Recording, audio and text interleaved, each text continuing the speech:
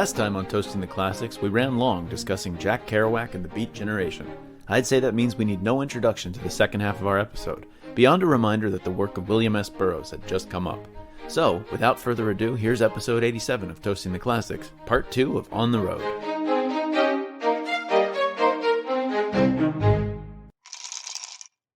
You mentioned Naked Lunch. I think all of them are really weird and interesting, but Burroughs has got to be, I don't know what to make of his story. I really don't. He would be called a lech. A lech, I think is. Yeah, no, there's definitely a word for him. There's a word that I kind of like. It's louche, which is like someone who's a slime ball, but like in a really attractive way. Right. Like you want to be around, right? Even though they're a really bad guy, like yeah. And there's an element to that with him, and also with Hunter S. Thompson.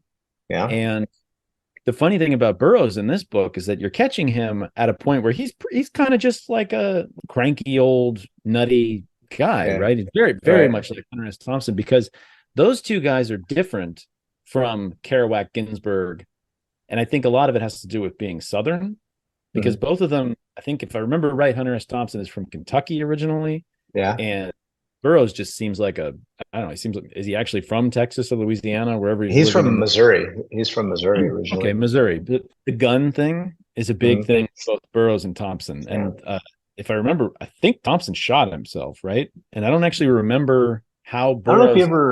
I don't know if he ever shot himself. Burroughs sure shot his. I'm pretty sure Thompson killed himself. I think he shot himself. Oh no! Oh yeah!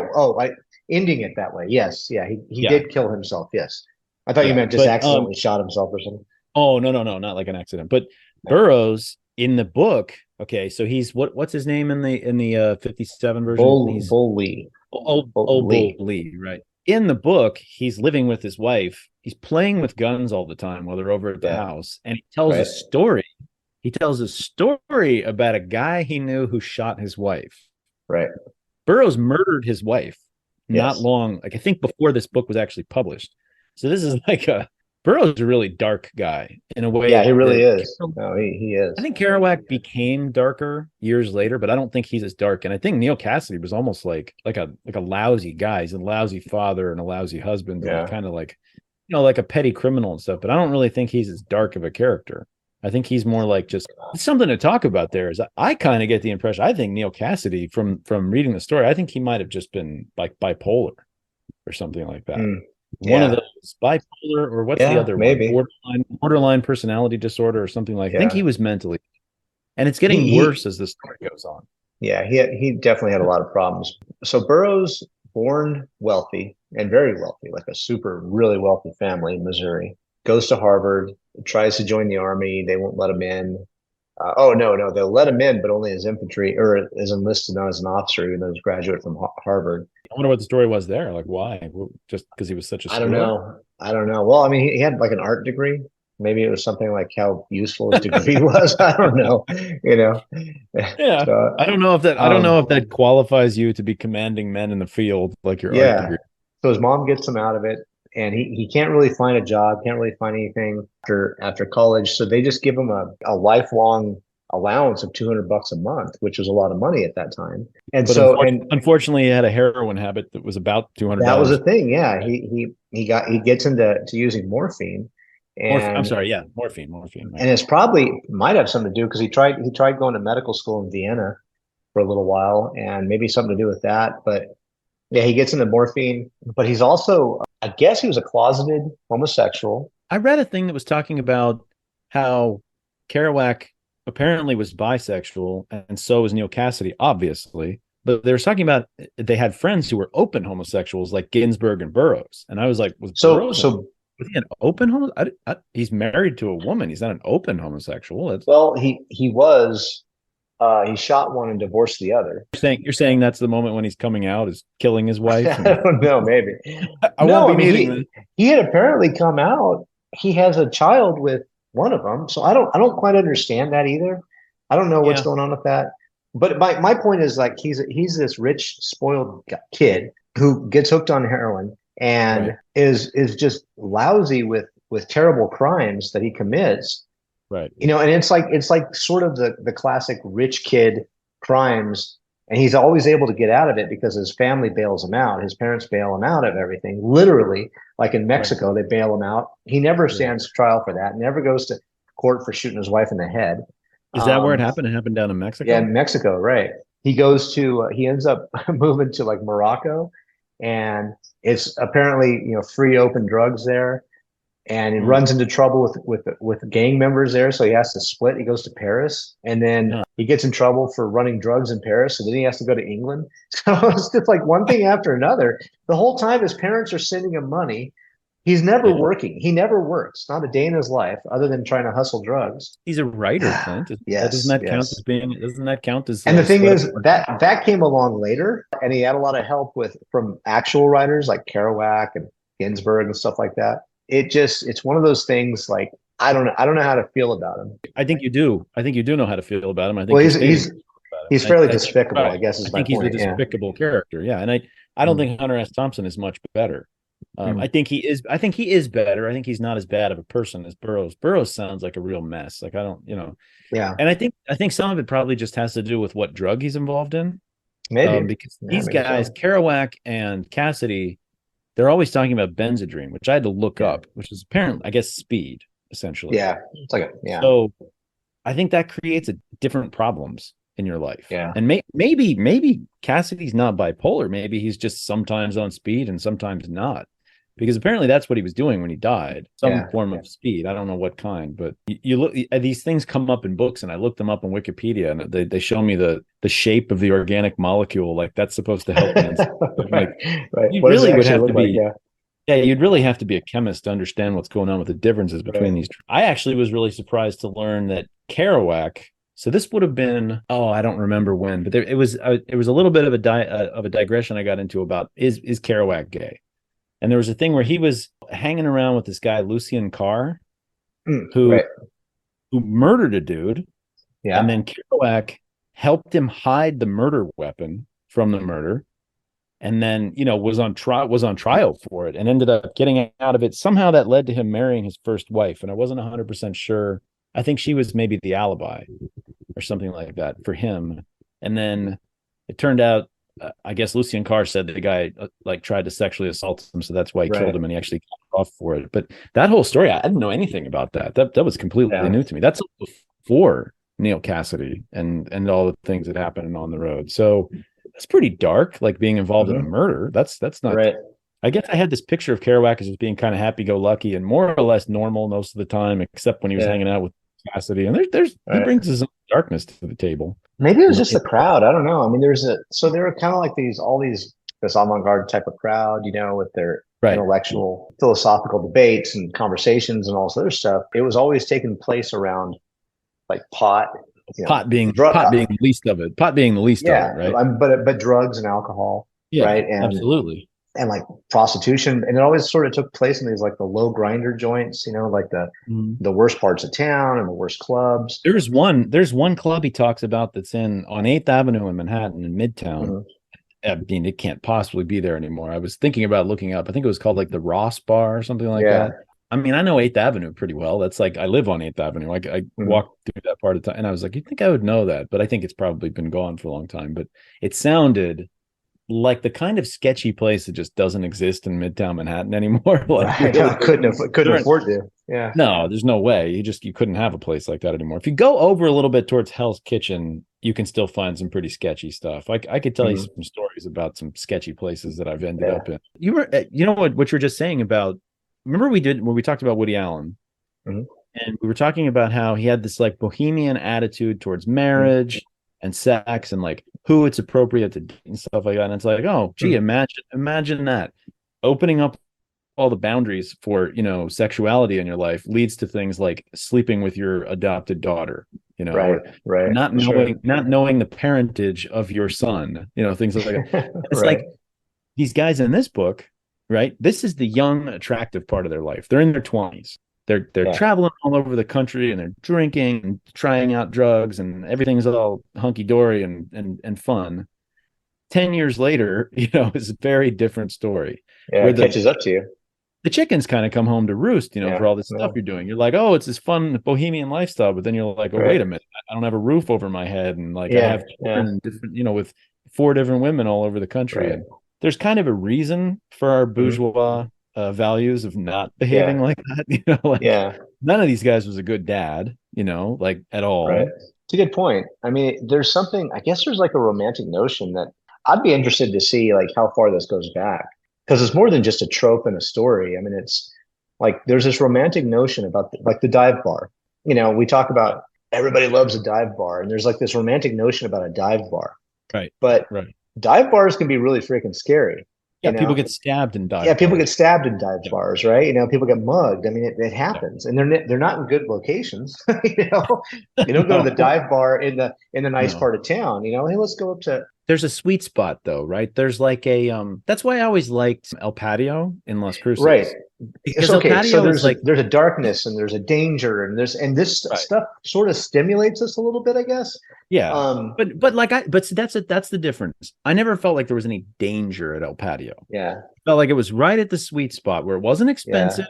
Yeah. It was a group of people who were really interesting to talk to. I would talk to, and who would be really the sketchiest people would be the old guys. I would talk to these old guys who were like, "Oh yeah, I used to deal heroin and I got involved in the the big prison riot up in Albuquerque. I was in the middle of that when I was there." And and those guys were like hard and involved in scary stuff, but they're so old. I'm not worried about them stabbing me. Like we're just having a conversation. Right.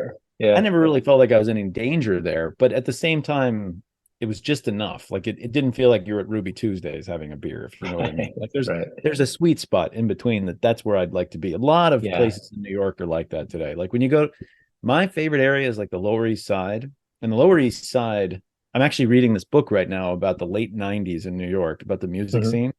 And the Lower East Side sounded like, even then it was still, and in the 70s and 80s, it would have been terrifying. Like you would have been in danger walking down the street by yourself at night. And it's not like that today, but it's kind of in the sweet spot. It's like you go there and it's a little sketchy, but not too bad.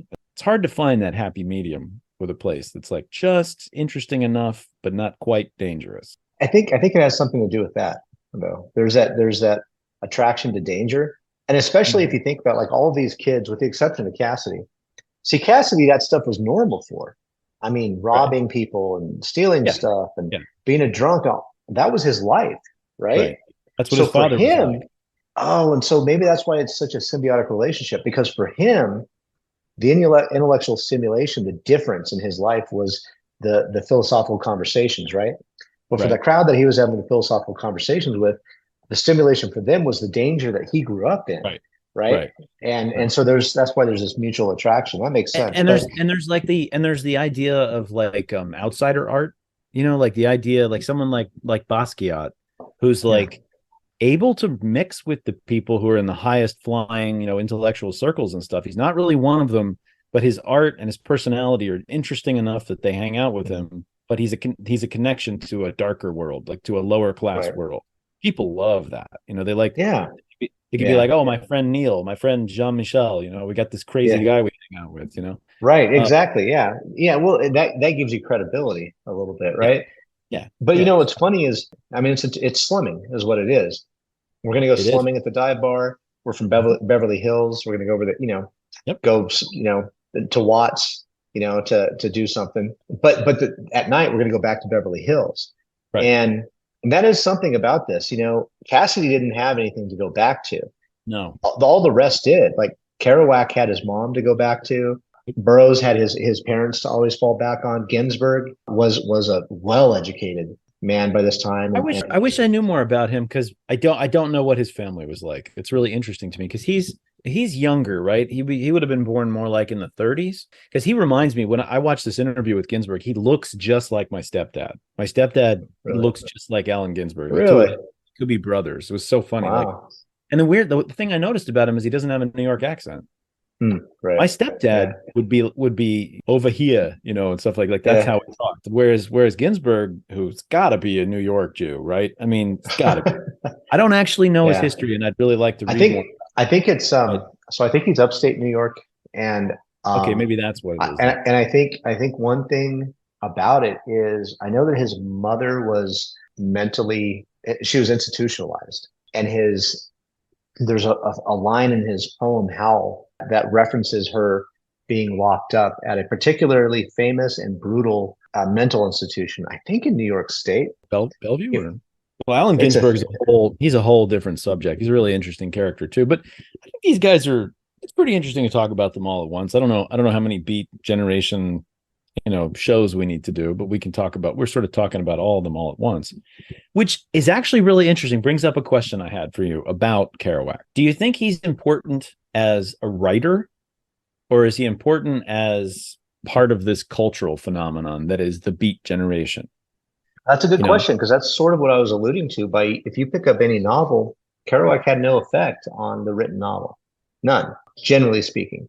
I mean, this spontaneous prose and stuff it's an art form that had a moment, just like any other art form has a moment. But ultimately, Stephen King, although, we could talk about, like, as we did Carrie, and it's a kind of a bunch of different, I mean, there's a different approach that he took, but you look at his novels, and it's generally how a novel is built. There's a beginning, there's an end, stuff in the middle, climax. There's an epistolary thing going on there, but otherwise it's pretty much a standard. But I mean, it's not. So I think what happens is we celebrate people who do something differently and can expand, whether we use it or not. And it doesn't have to live forever. I mean, Hemingway, like the whole Lost Generation movement, had a certain way of writing and so forth, and that fell out of style, and then a different one sort of replaced it. So yeah, but that did become.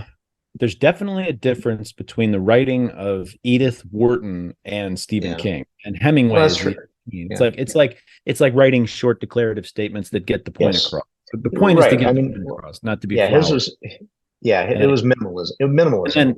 And then Faulkner. I think Faulkner's the guy. Nobody talked about that when I'm reading about Kerouac. I didn't hear them mention Faulkner one time, but when you read Faulkner, that first chapter of The Sound and the Fury is all stream of consciousness. And I'm like, how is that not affecting Jack Kerouac? It's got to be. Faulkner's a respected novelist. Maybe because he, I think there's a bit of a mythos too, though, because there's a whole story with Kerouac, and you sort of mentioned that as well.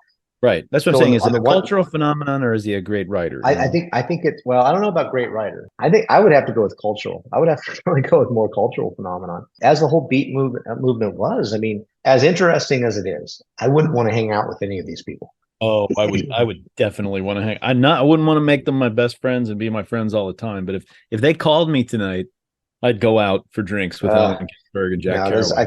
I think you start going down a dark hole when that happens. You don't have to. If I was in a bar, I'd have a conversation with them, and that would be interesting. Okay, yeah. But I would not want to go and hang out with these people, because you don't know where it would lead. No, well, I have to admit, moving to New York, and actually just throughout my life, I've always had this idea: wouldn't it be awesome if I had a bunch of crazy friends, like interesting, fascinating, artistic people to hang out with? It never ends up happening. I don't know if I'm just a giant nerd. I don't meet people, but I never end up we had a good crew in Cruces for a little bit, like 4 guys that hung out all the time, and it was fun. It was like, I think all of us were getting to that point in different ways, if you know what I mean. Like, especially not so much me and you. Me and you were the same guys we were.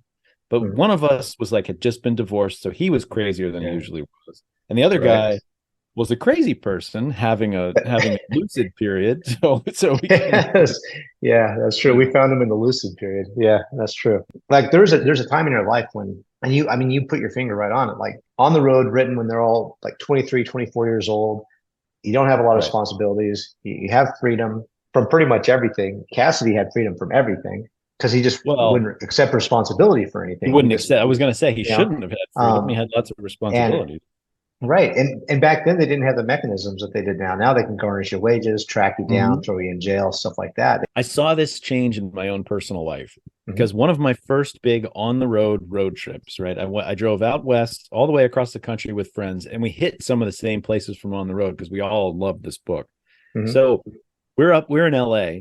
And my friend gets a speeding ticket, and he's like, "Oh man, like I really can't afford to pay the speeding ticket." He was like $100, which is blood money when you're 20 years old, Yeah. So we were just like, "It's California. What are they going to do?" Crumpled up a ticket, threw it away. Never heard from him. Never. It never came back. Never came back to bite us in any way.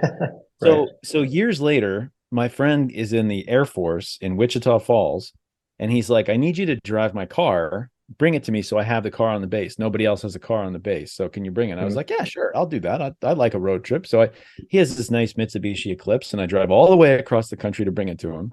And I'm going through St. Louis. I go to the zoo. I park in Forest Park, and I go to the zoo. We get out, and there's a ticket, a parking ticket. And I was like, whatever. It's like a $50 ticket. I'm like, I crumbled up and away because I'm like, whatever. They can't find me. I live in a completely different part of the country. I forgot that this was in 2003, and they've got and it was your buddy's car. So from 1997 to 2003, so my friend gets this ticket for like $300 that like built up, because they couldn't find him for a long time, and they sent him to a collection agency and stuff. He didn't even tell me about it until years later because he was so glad I brought him his car that he was just like, whatever, I'll pay. But it was funny to watch that actually change, to go from the world of Jack Kerouac, where you could commit a crime in California and nobody would ever find you, to like a simple internet search, like, and then you've got a parking ticket. Things certainly change, man. I mean, when I was in my 20s, I had a blast. I had so much fun. Mm-hmm. I was married. I got married young, but we had a good time. We traveled all over, but we could do it cheap. We're really concerned with like, what's a cheap hotel we can stay at where we won't get killed. We could live with roaches and stuff like that. But you're looking for that sweet spot, right? Yeah, exactly. We'd go to a dangerous spot or someplace that we could drink at for cheap or eat for cheap. All those other things. Things change. You grow older, you value other things over that sort of danger and just like hedonistic fun. And you know what? Just for anybody that's listening, I still do enjoy a little bit of hedonistic fun. There's nothing wrong. Yeah, if you want to debauch yourself, hit up David in New York City. There you go. Exactly. You'll find your debauchery in no time. But that's just something I was thinking about. Like, would I be friends with any of these people? Probably not. Not so much. Yeah, I mean, it's interesting because what I was going to ask you before is like, what effect did the book have on you? But when you're younger and things like that, and I can tell you what it had for me is I read this. I think I might have been 16 or 17 the first time I read the book. So I'm at one place in my life where I'm reading it, and then a lot of the adventures I had in my 20s were inspired by this book. Like I was like, oh, I want to do this, I want to do that, I want to. Yeah. And I do them all, and then you get to the end of it, and you even kind of forgot that that's what inspired it in the first place. Yeah. Now, as an old guy going back and reading this book, I'm seeing it from a completely different lens. I'm like, on the other side of these adventures, I'm criticizing these guys and how they behave, but also at the same time, it's vividly bringing back memories of the adventures I lived, having been inspired by this book. It's a weird circle. They're literally things they're talking about in the book where I'm remembering, oh, that's right, I went to this place. And it was from this book. Like there's some little town down on the panhandle of Florida called Flomatone, and I remember driving through Flomatone with my friends and being like, "That was in On the Road. This crappy little town." Right. It brought back I haven't thought about that trip in years. It just brought it back very vividly. It's interesting. Right. You mentioned Las Cruces a couple of times, by the way. I saw that. Yeah, El Paso. And it made me think, not just El Paso, but specifically Las Cruces. They were talking about, they're driving back east, and they get to Las Cruces, and all of a sudden Neil has this inspiration to drive north to Denver because it's obviously it's the junction. And it dawned on me, I was like, oh, the name of the city is like a double entendre. It's a crossroads. And it's the city of the cross. I never thought of that. I lived there for 6 years. It never occurred to me one time. Never dawned on you. The city functions as a crossroads as well as being a city of three crosses. I thought that was pretty cool. I listened to some jazz while I was reading the book, and then I listened to Lionel Hampton, Central Avenue Breakdown. I listened to George Shearing, and I don't get it. George Shearing sucks. I don't. That's not jazz. He's like a good pianist, but not interesting at all. He's like this English guy, and I'm like, yeah, it sounds like an English guy who's really good at playing the piano. Yeah. I listened to Lionel Hampton doing one of these like improv things, and I was thinking, now if I was listening to this and writing, I could feel the connection between the free form of jazz and the free form of the way he's writing. When I listened to that, I could listen to this for hours and write just constantly, nonstop. Yeah. Not so much George Shearing. I'm not a fan, but I'll say, I was really privileged. I was just thinking about this. So I grew up in the 80s, 90s, Las Cruces, New Mexico, and the border between, Mexico and the U.S. El Paso, Texas is right on the border. Literally, the river separates El Paso from Juarez. Did you ever go to Juarez while you were here? Did you ever get the chance? I did, yeah, just a handful of times. Just like day trips. I never got to explore it the way I wanted to, but yeah. Well, it's dangerous to explore it the way you wanted to. See, I had my generation had that ability. when I was 17, I was going to You Juarez guys on had it Thursday. at the sweet spot, and then it went past the sweet spot. Then it went crap. So when we were 17, like me and all my classmates would go down Thursday nights, go down to Juarez, Mexico, go to Drink and Drowns. You could spend $5 at any number of clubs and drink all night, watered down booze and lousy, terrible music. But we were in Mexico. Wait, I thought you said they played The Cure all the time. Well, I should say lousy sound system is what I should say. Oh, okay. I mean, it was like the bass was, get that on for the listeners out there. That sound effect. You know what? It reminds me. One of my favorite parts of this book is when they go to Mexico. And I actually couldn't remember before I started reading this again. I couldn't remember whether they go to Mexico On the Road. I thought maybe it was in one of the other ones. They spend more time in Mexico. But anyway, that scene where they're driving down through Mexico, that's something. Yeah.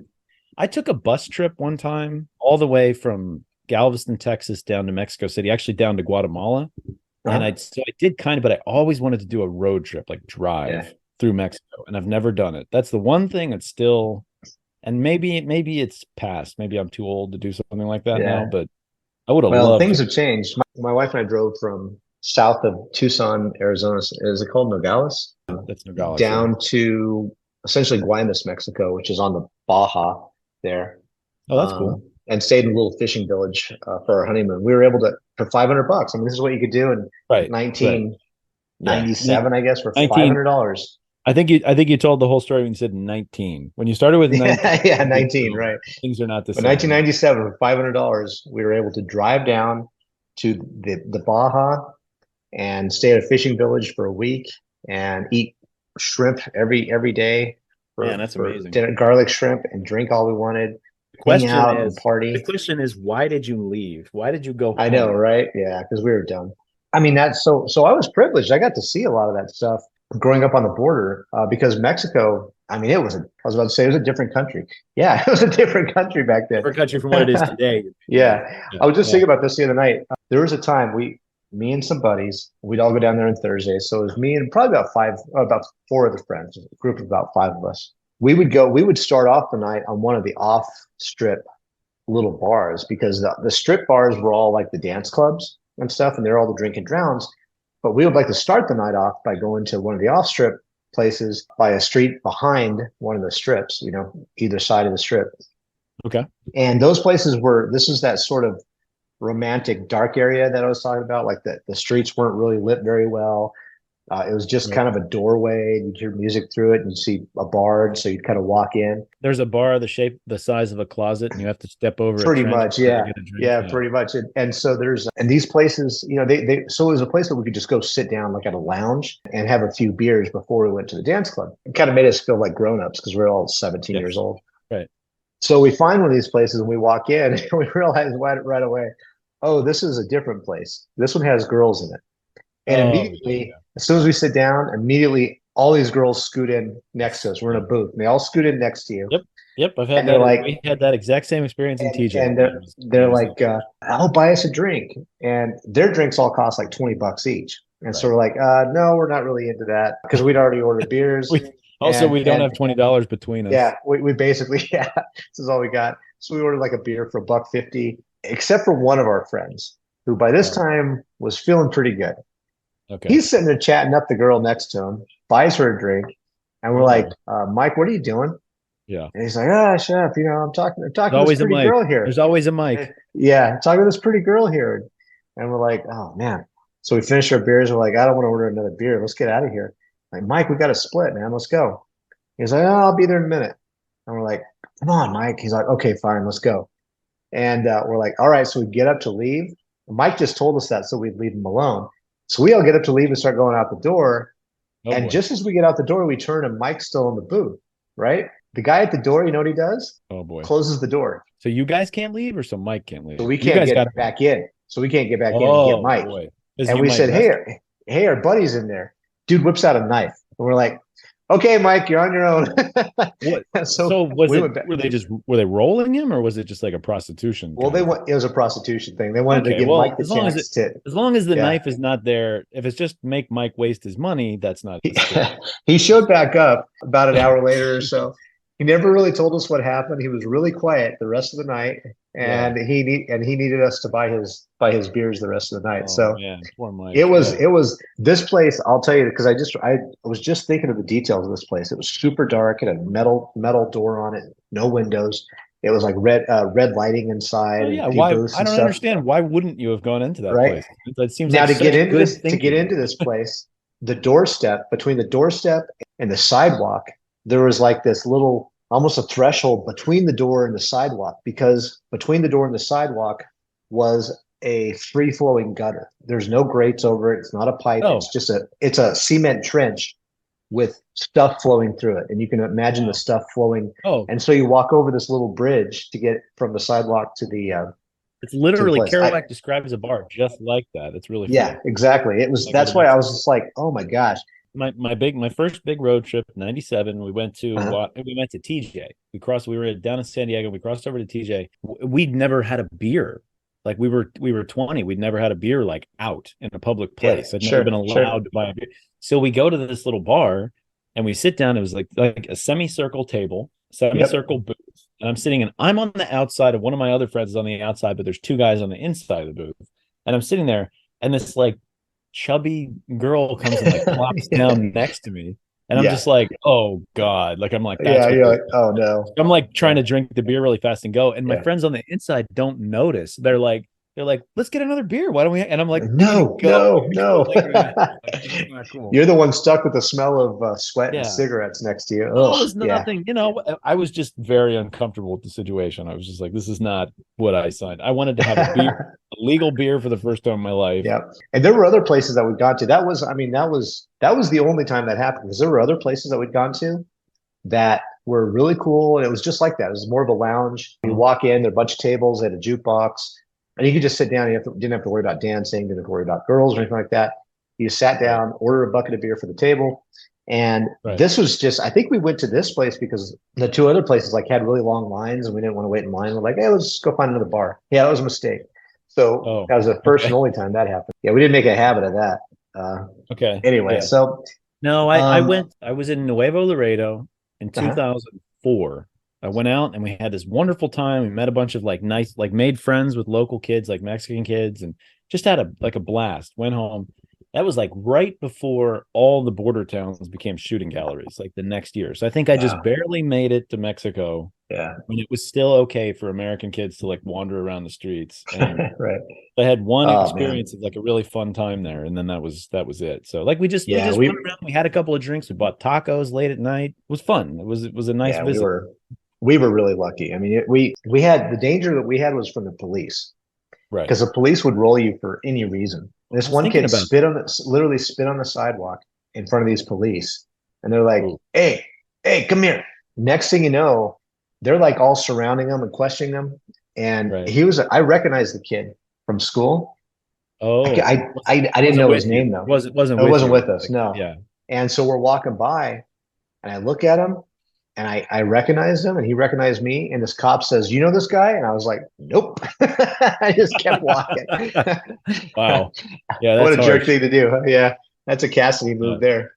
But you were going to get involved in something you don't want to be involved in. And I was actually talking about, because they had an incident where they got shaken down by the police down in, was it Virginia? I think it was in Virginia, right? Like somewhere east, somewhere west of Richmond. And I was thinking about how that's definitely something you don't catch too much in America in, the modern day. Like, thanks to body cams, huh? I've been all over the place. And I one time we got a ticket. We were driving through a little town in Montana. And I specifically remember saying to my friend, "Slow down. These little towns will give you tickets for going through." And he was like, "Ah." And he drives like 60 through downtown. And sure enough, he gets popped. The guy writes the ticket and he's like, you're not leaving. You're either going to jail or you got to pay it cash right now. Yeah. Which is the closest thing to a shakedown I've ever had. But we did actually speed. It wasn't quite a shakedown. Right. They do that in Texas too, out in the middle of nowhere, because they have justice of the peace out there, which is this position that anybody can get. Like if you're out in the middle of nowhere and you're just some dude, like you could, I think, run and become a justice of the peace. It's a county or a little section. I don't know how they section it out. Parish, maybe something like that. But it's like 5 people in it, and you get busted. And so you have to go at that moment in front of the justice of the peace. Yeah. And pay your fine right there. It was like right out. Actually, that was out of Mayberry. I mean, right out of Mayberry. It happened to a buddy of mine. I've heard about stuff like that. I got pulled over one time. I was driving. This is a long time before I moved out west, but we were driving through. We were east of El Paso. Mm-hmm. You know, wherever, I can't even remember what like Fort Stockton's like the next town or Mm-hmm. something like that. Mm-hmm. Driving on I-10 very early in the morning because we had driven all night, and I just get pulled over. I literally had it was a 70-mile-per-hour zone, and I had it on cruise control, Mm-hmm. and I might have been going 72. And the guy pulls me over. I mean, I'm in the middle of nowhere. You've been out there. It's 300 miles before you hit another human being, much less a town. Yeah. And the guy pulls me over, and I'm like, okay, so he's just messing with me. But he comes up and he's like, where are you going in such a hurry? And it was such a dumb question that I almost flubbed it. I almost was just like, what do you mean? Like, I'm like, what do you mean? What hurry? I'm going the speed limit. That's not a hurry. Yeah. Right. But I realized he was just shaking me down, like to check and see if we were, I don't know, couriering drugs or something like that. Yeah. I don't know.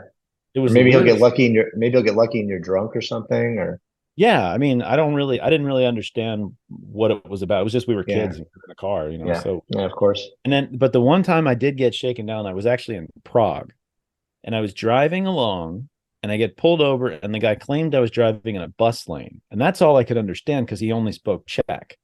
And so I realized I was like, and he didn't speak English. This is a long time ago, back before the whole world could speak English. And so I was like, do you speak German? And he's like, yeah. So I managed to tell him in German that I would give him $20 if he would just let us go. And so he took the $20 and let us go and didn't give me. Oh, nice. I was like, okay. So I was like, I drove away from him. I was like, did I just bribe a cop in German? You did. You did. You can check that one off your list. Yeah, I was like, I was like, I think I could probably get away with that in a court of law because I'd be like, I don't really speak German. What do you know? Like, what are you talking about? Right. But anyway. So the two things that we haven't done, I need to vote, and we need to figure out. We need our surprise. We need to. I was gonna say we need to figure out our biggest surprise. So my biggest surprise, this is a stupid one. I was surprised at how much. Those are the best. Those are the best surprises, by the way. I was surprised at how much I disliked Neil Cassidy's character. And I think sorry, before we get into that, and this is about Neil Cassidy, so it's not that parenthetical. What's going on with the way Jack Kerouac feels about Neil Cassidy? Is it gay? Don't know. I don't know. I have no idea. And that's one of the things I was going to talk. That was one of the things I was going to mention. Yeah. I don't see anything that happens in the text of the book that there's no physical relationship between them. I don't think, but it's the obsession with the guy. Like if I ever write a novel about somebody and I say like, basically this dude is my muse. That's weird. That's a weird relationship to have.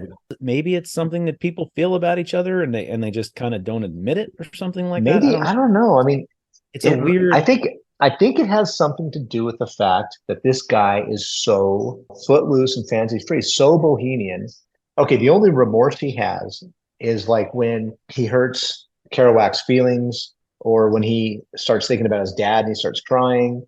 You know, things like that. Like, and so Kerouac sees like this emotional side. Oh, he's actually really sweet, but he has no problem, you know, knocking girls up left and right. He'll sit there and marry some chick and ask, you know, see if a friend wants to sleep with her. I mean, it's just like, and then the same night go with a girlfriend. He is a complete dirtbag. And so you're saying it's not really like a homoerotic connection. It's like being obsessed with the just freedom of this dude. Yeah, he's like, look at him, how weird and free he is. He's like a paragon of like just freedom, just like do whatever he wants. Yeah, I think muse is a good term, but there's something else. It's like this guy is. I mean, Dante has a muse. It's a chick, and he weirdly enough, Beatrice, the same name as the Mexican girl. That's interesting. The same name as the Mexican girl. That So it's definitely sexual. I mean, Dante definitely wants to have sex with Beatrice. There's no question about it. Okay, so Cassidy is 100% id. There's no ego, superego. It's id. It's all pleasure, all pleasure seeking hedonism. So maybe Kerouac, coming from a structured past and environment and future. But future because he craves it. He craves the domesticity to some extent, and he craves structure in his life. Yeah, he always goes back to it. He always goes back to it. Right. He goes back to his mother. He goes back to his mother. So here's this guy. You know. So it might be the whole slumming thing, like taken to an extreme example. and I think that's part of what attracted everybody to Cassidy. Here's this guy who legitimately did everything that we sort of flirt with. Every now and then, like I got drunk and I passed out on the street the other day. Oh my God, I can't believe that. Now I have a story for the next 20 years. This guy grew up like that, right? He does it every night. And hey, can you believe we stole this guy's car? We gave it back to him, but then there's this guy who steals cars. Well, you remember Tortilla Flats?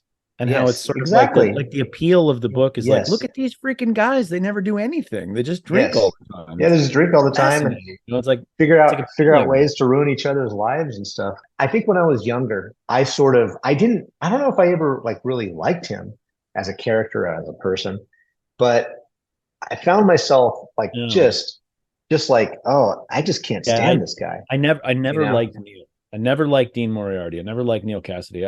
I found Kerouac appealing in the book, and obviously this is his book. He wrote this, so clearly he comes across as more appealing, I think, because and I identified with Kerouac quite a bit in terms of the way he thought, in terms of like being a smart guy, like you like to read and you like intellectual things, but you like to get out there and adventure and enjoy the world. And I just kind of, but when I learned about his whole life, I'm just like, I'm not like this guy at all. I'm not built this way. Even Kerouac has too much disregard for the important things in life, and but also seems to be a gigantic alcoholic.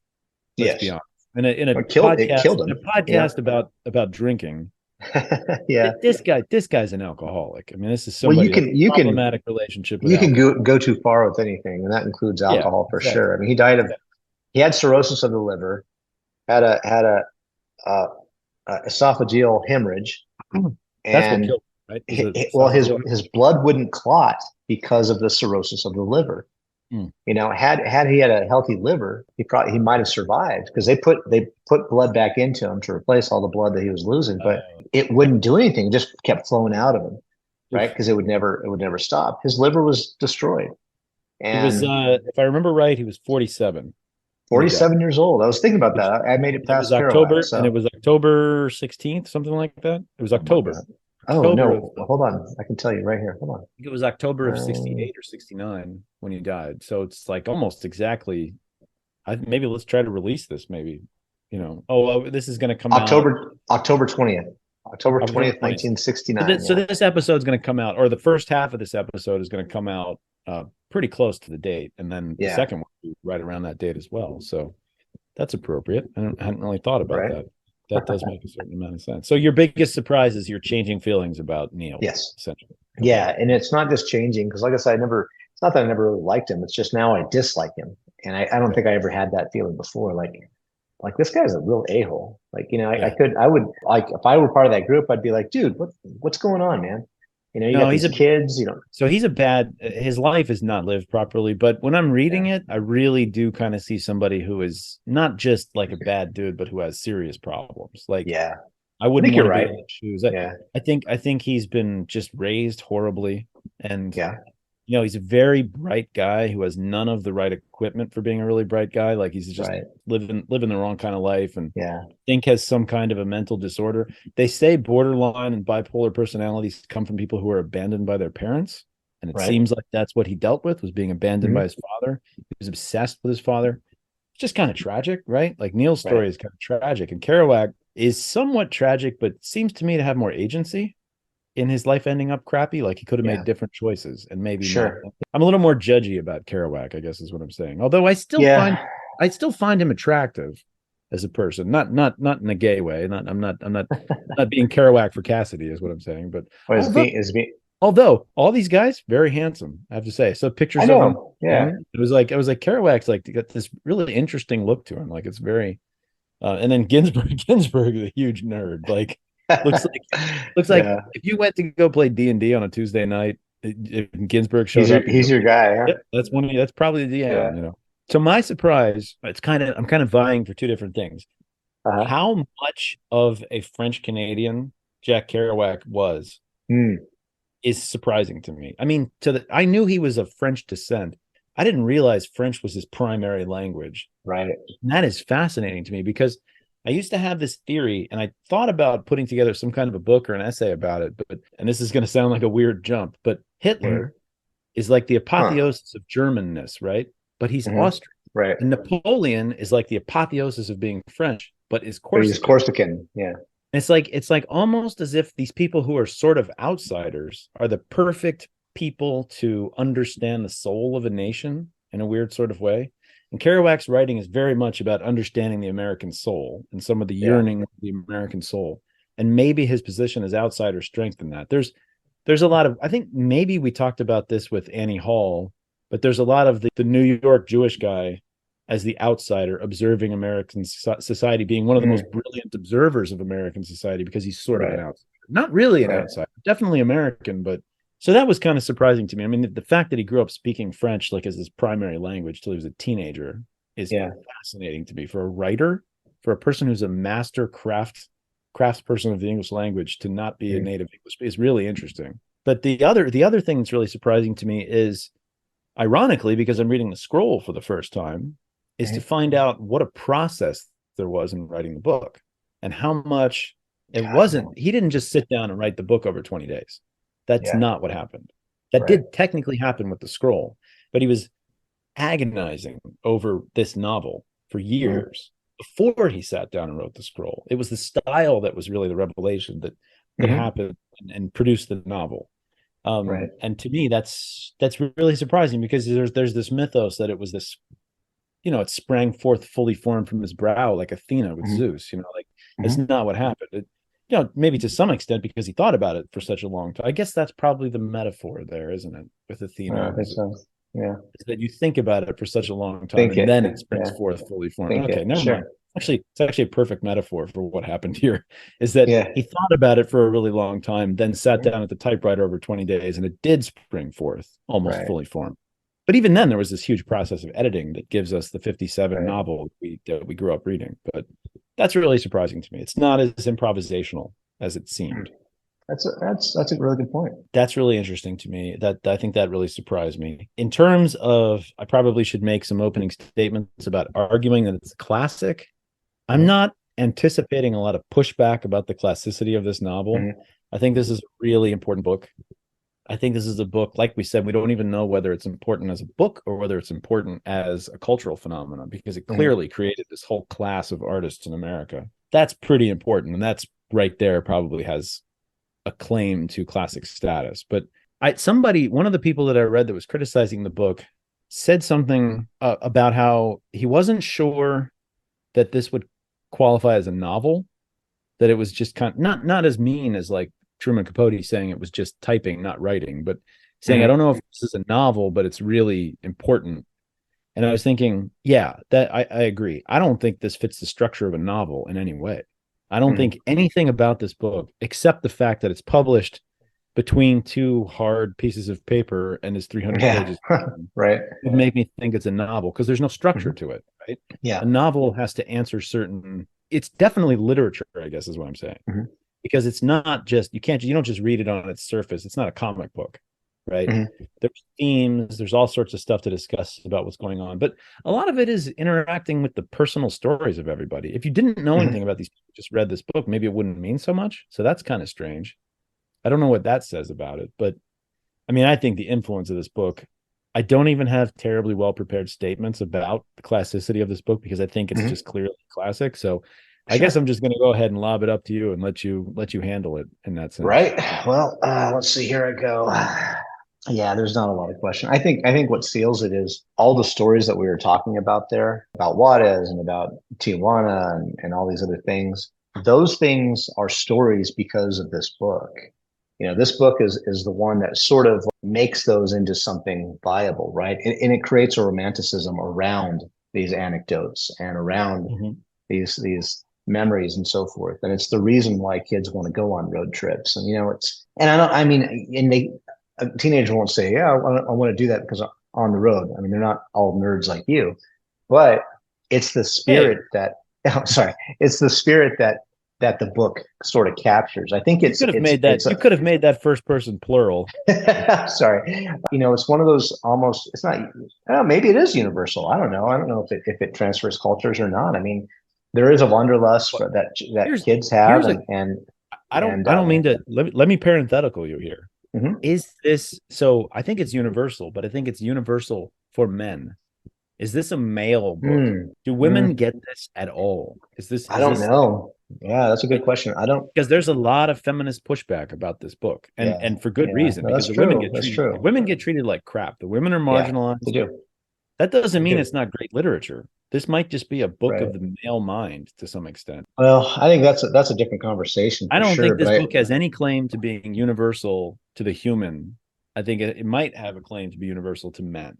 I think perhaps, maybe so. That's a better way to put it. But I think based on everything you said, but with that sort of as the topping, yeah, absolutely, I'm toasting this classic for sure. Okay. What do you think of the Rusty Nail? Are you enjoying the Rusty Nail?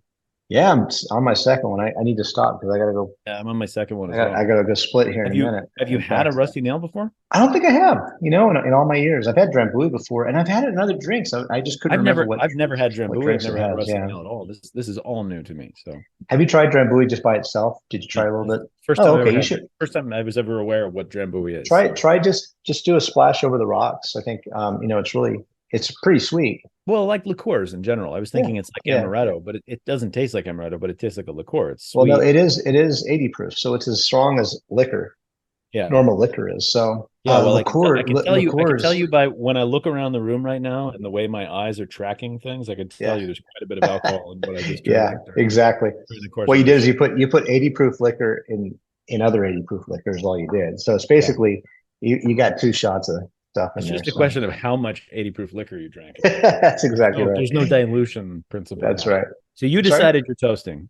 I am toasting. So this is unanimous. Okay, that sounds good. So we've solved another one for the day. So yeah, there was not a lot of drama here. I literally want to pick something in the middle. I want to pick something. I want to take a risk. Controversial. Let's do the next cycle of things that we go through. Let's commit to choosing things that maybe the other guy's not going to like. Okay. Let's pick some things. Let's see whether let's find something that's in that sweet spot between classic and not a classic. Okay. Try to challenge ourselves, because lately we've just been like Joshua Tree. Yeah, of course we like Joshua Tree. What are we named at? Right. Like that, Yeah. Okay. So, we'll do that. Yeah. All right. Absolutely. So I think we're done. Toasting the Classics has certified On the Road as a Hood Classic, and we are drinking to it. And that's right. My name is Dave McArthur. I want to say goodbye to everybody. Thanks for joining us this week. My name is Clint Lanier. Thank you, everybody. And please buy my book called Ted Mack and America's First Black-Owned Brewery, The Rise and Fall of People's Beer. It's available at Amazon and everywhere they sell fine books. Is it sold like as a hard copy book? Can I go to a bookstore and purchase this book in person, or is it only on the internet that you online? Online is going to be the best place to find it. Do people buy physical books anymore? Is that a thing? No, of course not. Well, they have it shipped to them. I mean, you can buy it. They do have an e version out, but I don't know. I like physical books more than e versions. No, I definitely like a physical book. Yeah. I do not like the feeling of, you can't take an ebook. That's a stupid thing to say. I was going to say you can't take an ebook on a road trip, but that is the opposite of true. You know what? I can't only read ebooks. I can't dog ear an ebook. I dog ear books. No, people hate it. But I figure I don't dog ear my books. Do you dog ear your books? I do. Absolutely. It depends. It depends on the book. If it's a used book that I buy in the bookstore, I'll dog ear. Putting the Bible on the ground, or letting the flag burn. I mean, it says something honorable, I think, about the book. Personally, I like it. I think I used to feel that way, that there was a sort of interaction with the tactile artifact if you dog eared, but I don't dog ear anymore. I have bookmarks. Bookmarks, I think, are a way I can express myself. I get like a Lord of the Rings bookmark or something, so everybody knows what a gigantic. Not only am I reading a book at the bar, but I'm a gigantic nerd with a Lord of the Rings bookmark, and then everybody, I express myself that way. So. All right, well, peace out, everybody. Thanks for joining us. Yeah, thanks for joining us, and we will talk to you next time. Bye. Bye. That's it for episode 87 of Toasting the Classics. For those playing along at home, get some aquavit for our discussion of Ingmar Bergman's groundbreaking film, The Seventh Seal. If you'd like to get in touch, please send us an email at toastingtheclassics@gmail.com. Send us show ideas, comments, complaints, and let us know how you feel about the 2-part episode. Check out my blog at theattractivenuisance.com and follow us on Twitter at @ractivenuisance. Our music was written by Michelle McArthur. See you next time on Toasting the Classics.